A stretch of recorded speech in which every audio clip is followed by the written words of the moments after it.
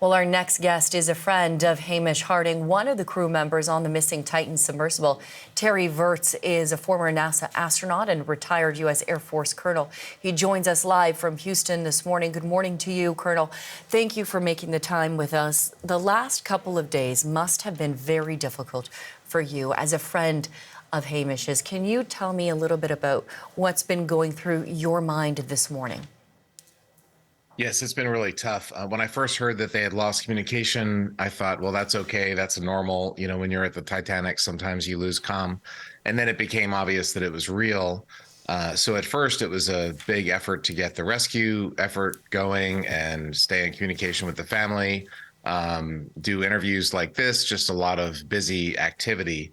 And then as the times goes on, you know, as we know, they have limited oxygen, not only oxygen, but also the carbon dioxide is building up and the temperature down there is very cold.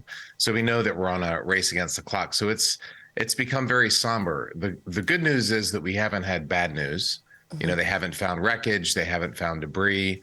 And there are drones there on site at the bottom looking for them. So there's still good news. The banging noises that we've heard was very positive news, but it's really somber to think about what it must be like down there in that submarine for those men.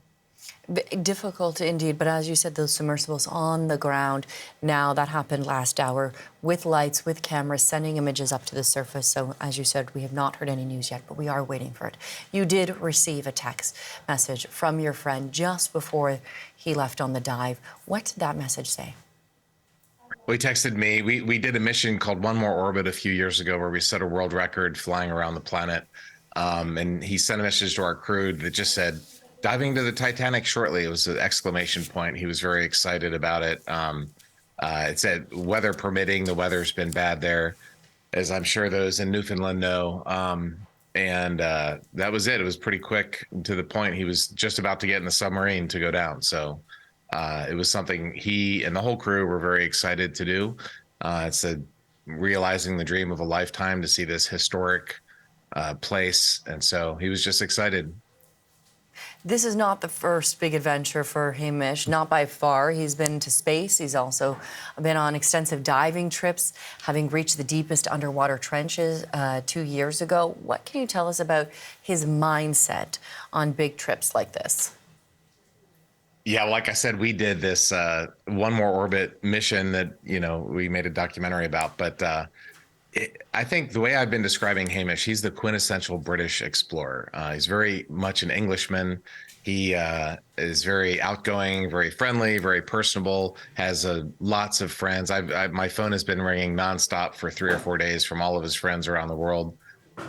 Very much an explorer. I think if it was a century ago, he would have been going to the South Pole. If it was several centuries ago, he would have been in a British ship exploring, you know, the world and discovering the world. So that's what he loves to do. I've spent a lot of time at his house in the Middle East, and I don't even know if he has a TV. We've never turned it on. We go out in the desert, you know, in the sand, or we go mountain climbing or scuba diving.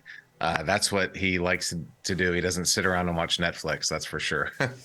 Unlike some of us, perhaps, but now that this... Unlike me. Yeah, myself as well. But we have reached this critical period, Colonel, and I'm wondering if I could ask you about it, because we have passed this 96-hour mark.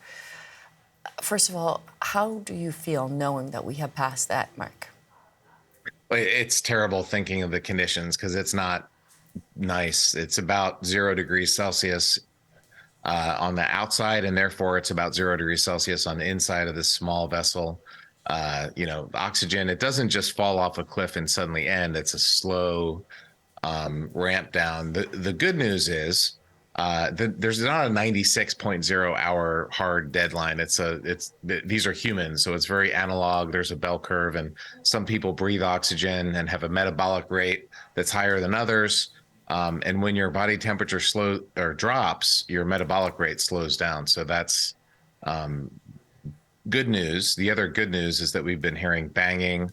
There was a news station in England yesterday, I don't know if it's been confirmed, that said that the banging noises were actually an SOS, which would indicate it was actually the crew.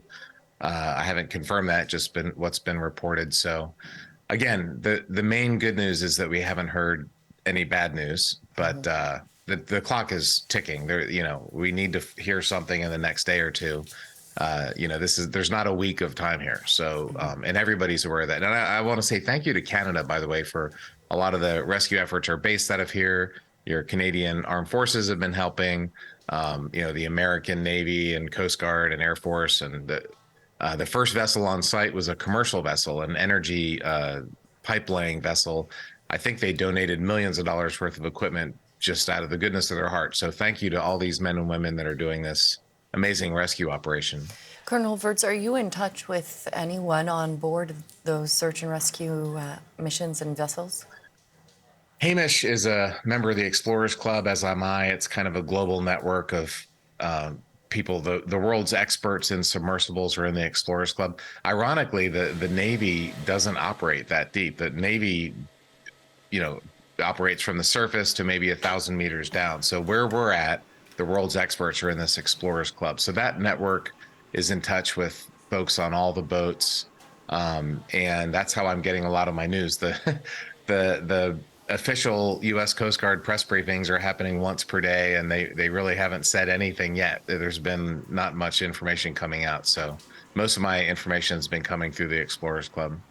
All right. We will, of course, wait for those press briefings a little later today. Retired Colonel Terry Virts, former NASA astronaut and friend of Hamish Harding, thank you so much. Thanks for reporting the story.